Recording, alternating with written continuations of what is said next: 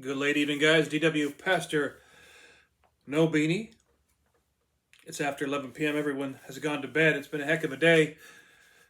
Without getting into it, it's just this will be a reminder for years to come when I watch this video or if it pops up on memories. Because of church politics, we had to join one of our pastors. He's a retired pastor from a church that he had kind of founded. And from what we understand, the pastor who took it over tried to hand it over to another organization, which was not agreed upon. And so we had to go and be a support to that pastor today. That's all I'm going to say about that. We really didn't know what we were in for. Nothing really happened, or nothing that I care to get into. And so we came home shortly after we went. But we wanted to be a support to this retired pastor who has been with us, him and his wife, for a year. We dearly love them. They're good Christian people, great, wonderful examples. And so that happened today. It's been a slower day. Yesterday was incredibly busy. Sister Julie had a new piano delivered. She used to play a lot. Her children play. For some reason, Sister Julie's children could always pick up an instrument and learn how to play it just by listening. They were never taught any lessons. So it's definitely a music gift that God has given to her and her family. So we had to put that together. We had to take care of a fish tank.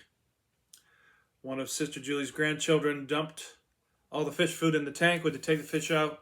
We lost a couple, so we got some more yesterday to take care of our fish tank. I'll take a nice pretty picture of it sometime and put up on Facebook for everybody to enjoy if you like fish. So that's been going on in the last couple of days. I'm starting to drift off. I'm getting sleepy now. I'm going to head to bed after this video is finished. We're doing the Great is Thy Faithfulness devotional. I like this one. I have several Our Daily Bread devotionals yet to tap into. And coincidentally, there was, I think it was a 40-day devotional came in the mail yesterday from I guess you could say a ministry called, I think it was Beside Still Waters. I'm not sure. Something to do with that. But they have these devotionals. I don't know how it got sent to us. There was no name on the envelope. It was just a ministry supposedly sending things out at random. So I think it's a 40-day devotional. I'll probably do all 40 of those on videos and have them posted to Facebook and one day onto YouTube when I get to that. I've got so much going on as far as videos are concerned. I haven't really touched any new teaching videos, but I do have the spiritual warfare video. There's a new one up on there, and it's about the spirit of escape. So you can go check that out at my spiritual warfare channel. But anyway, here tonight, this is January the 17th, called Free Falling. Right there. It says to read Deuteronomy chapter 32, verses 1 through 14. And in verse 27 of Deuteronomy 33, it says, "The eternal God is your refuge, and underneath are the everlasting arms." All right, so let's head to Deuteronomy 32, and we'll read the first 14 verses of that. All right, verse 1 says, "Give ear, O heavens, and I will speak. Hear, O earth, the words of my mouth. My teaching will drop like the rain. My sayings will distill as the dew, as the droplets on the grass, and as the showers on the herb," or herb, some people pronounce it with a silent H.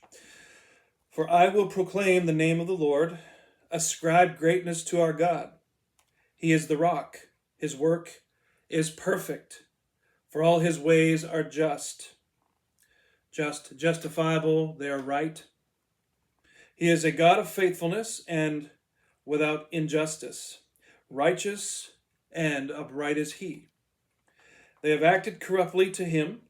They are not his children, but blemished. They are a perverse and crooked generation. Is this how you repay the Lord, you foolish and unwise people? Is he not your father, who has bought you? Has he not made you and established you? Remember the days of old, consider the years of previous generations. Ask your father, and he will show you your elders, and they will tell you, when the Most High gave the nations their inheritance, when he separated the sons of man, he set the boundaries of the peoples, according to the number of the children of Israel. For the Lord's portion is his people. Jacob is the allotment of his inheritance. He found him in a desert land and in the howling waste of a wilderness. He led him about, he instructed him. He protected him like the pupil of his eye, like an eagle stirs up her nest that flutters over her young. He spread out his wings and took them. He lifted him on his pinions. Almost sounds like opinions, but it says pinions. The Lord alone guided him, and there was no foreign god with him. A foreign god means a false god, because it's not Jesus Christ, the Almighty. He made him ride on the high places of the earth, and he ate of the produce of the fields. He made him suck honey out of the rock, and oil out of the flinty rock. Butter from the herd, and milk from the flock, along with the fat of the lambs and rams of the breed from Bashan, and goats with the best of the kernels of wheat. You drank the pure blood of the grape. I don't remember the last time I ever read those verses together. It's been a long time. Again, this is called Free Falling. It's January the 17th. It says, in the tender song of Moses, found in today's Bible reading, God is portrayed as a dedicated mother eagle who can be trusted by her young, even in the scary experience of their learning to fly, Deuteronomy 32, verses 11 and 12. A mother eagle builds a comfortable nest for her young, padding it with feathers from her own breast. But the God-given instinct that builds that secure nest also forces the eagles out of it before long. Eagles are made to fly, and the mother eagle will not fail to teach them. Only then will they become what they are meant to be. So one day the mother eagle will disturb the twigs of the nest, making it an uncomfortable place to stay. Then she will pick up a perplexed eaglet. I didn't know they were called eaglets. I learned something new tonight. Eaglet. Soar into the sky and drop it. The little bird will begin to free fall. Where is Mama now? She is not far away.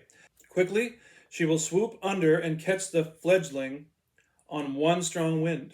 She will repeat this exercise until each eaglet is capable of flying on its own. I really did not know that. Very interesting. Are you afraid of free falling?